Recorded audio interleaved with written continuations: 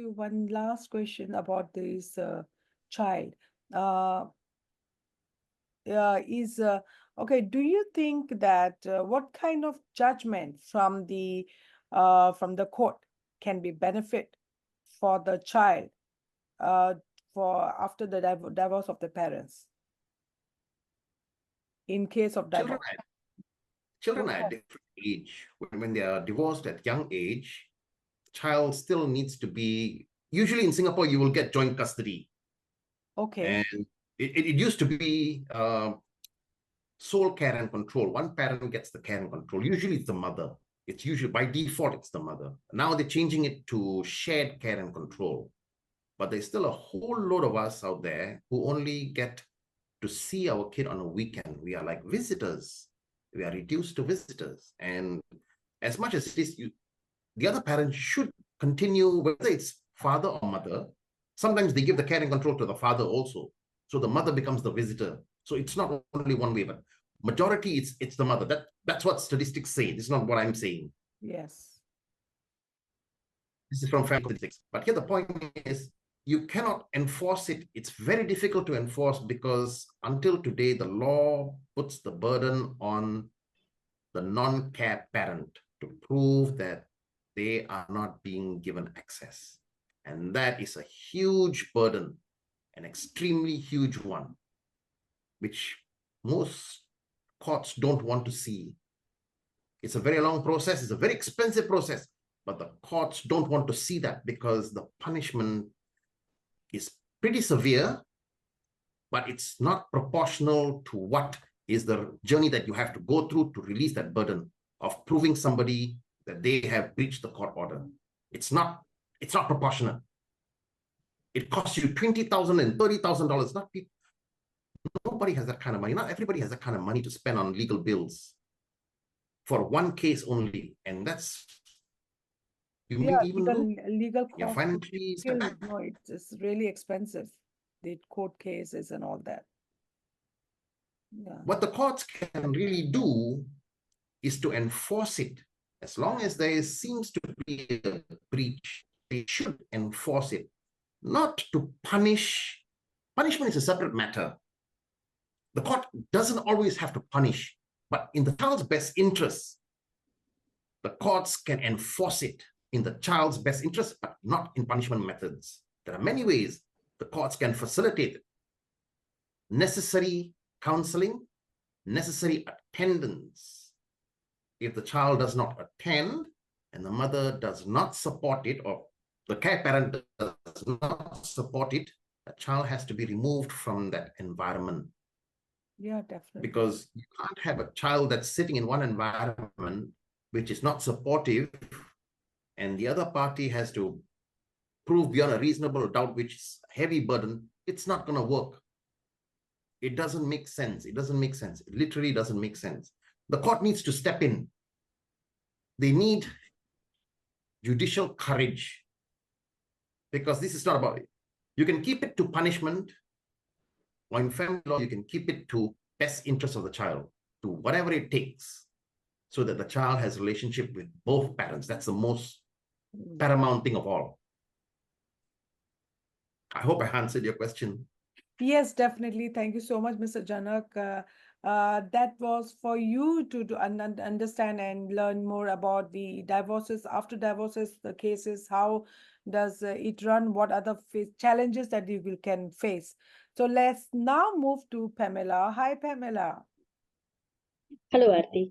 Hi. So, Pamela, as a single mother, how did you face, like, your daily life, your working, your home management, your electricity bills, your the whole things, plus your child's education, all just by yourself alone, and seeing your husband going for another person, and that too, he was looking after the other children rather than his own children, the whole thing. How were you able to explain to your child, and what was your journey like and finally, we also would like to know, what would you like to advise the future generations?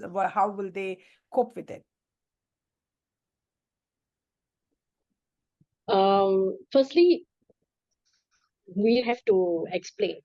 The father was outright about it to everybody. He was publicizing that he was with another woman to everybody in his family, to his children, to although the children were young.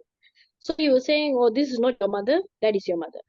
Those kind of things. And tied with what Mr. Janak actually said, it is very important. Visitation is very, very important. But to add on, I think family court should actually inform the parent. There are good fathers and mothers around who are doing visitation, the best out of all the visitation. They bring the kids out. They do spend a lot of time with their kids. I think family court must reiterate the reason why there are visitations, because in the family court website it states that it is clearly for you to spend time with your children, get to know them better, and not to find out about your ex-spouse or introduce new people into their lives. And in my case, I actually had that stated there because she was the co-defendant. She should not be there. But he brought her along and kept on telling the kids, that's your new mother. Your mother is not your mother. I think this is, it does happen. Now, listen, one thing I would like to state it out clearly to a lot of people who are having affairs. Your affair is not the only one that the court has actually seen. We have seen thousands of cases. When they go to court, they make it look like the judge has seen the first person in their life getting a divorce. And then, they come up with all the lies and all that. Now, all these things that they do, that's why my lawyer told me the next time he brings, and my lawyer was on my side, surprisingly, because he knew that my ex-husband was not being a father. We tried all methods. When he came for visitation, he only wanted to pluck the child and go down to see the mistress, and he was in his parents' house. And his parents also were not too happy about what he did.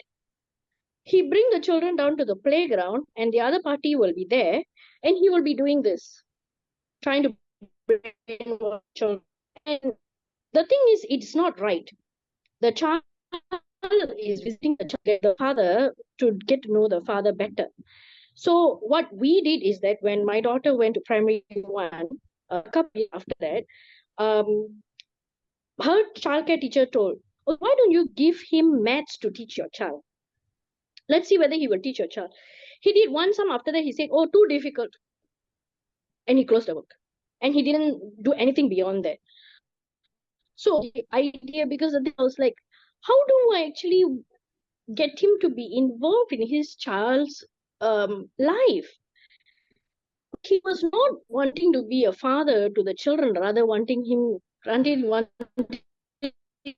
children to be acquainted with her relatives, and not thinking about playing a fatherly role. So the court has to state it. Maybe when they finish the case and when the visitation laws come out, somebody has to sit down and say, "Listen, this is why there's visitation. Do you agree to this first point? Do you agree to the second point? Do you all these points why you are given visitation is because you're supposed to spend time with your child. You're not supposed to bring other parties. You're not supposed to dig up information what you agreed, sign. That's what visitation is for." So because there are some of them who, I will say that there are some of them who have only 3 or 4 hours with child. I've heard of a friend who has only 3 hours with a child. The ex has put such, he has to only go to a certain place, and that only that place he can see the child, and then after that he has to bring the child back within 3 hours. What time is there that he can spend with the child? And I think the child, it's very limited. For me, advice is that I would give couples which are going through these things, know clearly that there's a child involved. If there is a child involved, the fight can be between you. You don't want that child to turn out bad. Even now, I have to sit down, although their father's not around anymore.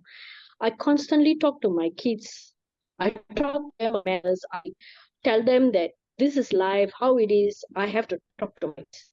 Not easy, but I want them to see the world, and I want them to turn out the best they can from this situation. You see? And the thing is, people outside in society, I know some of them will say, leave society, side. So I went, and then they say, single parent house? Child is doing, what do you mean? A child coming from a single parent household must be turned out to be a baddie? No. I've been in education for years. For 15 years, I've been in education, and I know that children who come from a normal household can also turn out bad. Okay? So the thing is, the formula is not a broken home.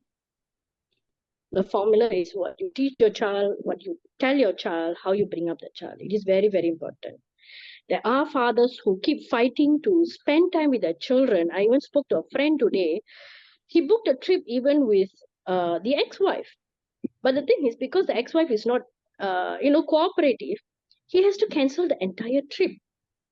So this is actually very sad situation for the child, isn't it?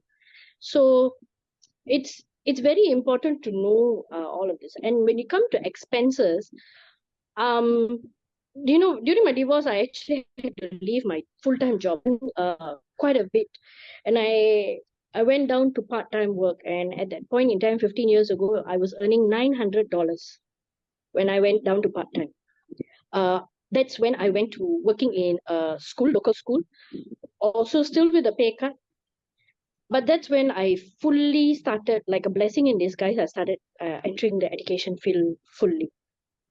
And I have to plan. I have to weigh out my options for my kids. I have to talk to them, tell them not everything we can buy. Of course, he gives maintenance. Sometimes plus minus life, it was like that. But the thing is, always remember, if you are a single parent and whatever the situation, please look out for financial assistance. Apply for assistance. Don't be shy. If you're shy, you're actually getting into a more difficult situation, because you're not earning 100% household income. You're a normal, a normal family. If you look at it, there's a father's income and a mother's income, or someone would be earning a lot more. So there would be a certain percentage. But as a parent yourself, if you're having an average job, maybe you can earn a household income of about 60 to 70% of what you can give your child. The remainder, if your child wants to go to university, wants to do tertiary education, needs a laptop for school, seek the school's help and ask them how you can actually get assistance. And don't be shy. Number one, I know that a lot of them are shy. Don't be shy, go and ask. There are organizations that help children, like CINDA and CIET. I've asked my children over time to apply.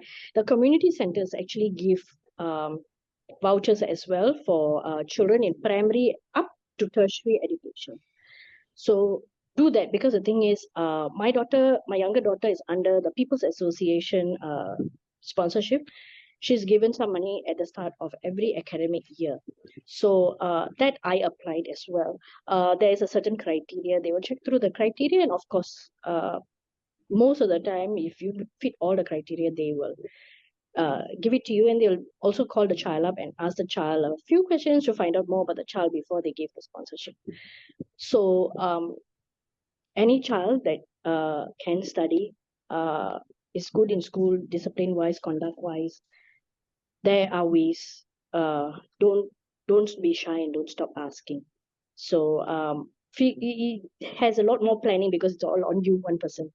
So but times have changed, there's more help outside there.